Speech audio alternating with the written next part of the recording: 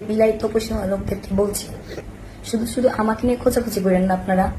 আপনাদের কি হয়েছে না হয়েছে এইসব বিষয়ে আমি কিছুই জানি না, অথচ আপনি আমাকে ডেলিকেট করে বলতেছেন, বারবার বারবার আপনি আমাকে অপবাদ দিচ্ছেন একটার পর একটা, যার কোনো প্রুফ আপনারা করতে পারেন নাই।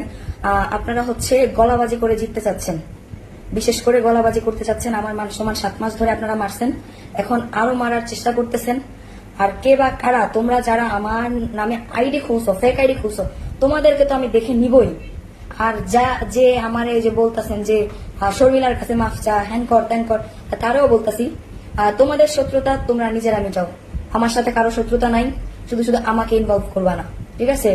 আর আপু আপনারে বলতেছি, আপনি বলছেন মেয়ে হয়ে মেয়ের সম্মানে কিভাবে হাত দেয়।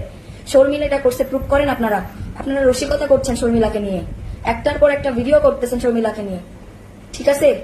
কেন আপনারা শর্মিলাকে ডেলিগেট করে এসব ভিডিও আপলোড করতেছেন? শর্মিলার সময় নেই এগুলো দেখার, ঠিক আছে? আপনি সবসময় বলে যাচ্ছেন যে আপনার 1,10,00,000 টাকার ডকুমেন্ট শর্মিলা চুরি করছে, তার প্রুফ কিন্তু আপনি এখনো করতে পারেন নাই। 7 মাস 8 মাস পার করে ফেলছেন। আপনি আমার উপরে অনেক ক্লেম দিচ্ছেন, যার কোনো প্রুফ করতে পারছেন না।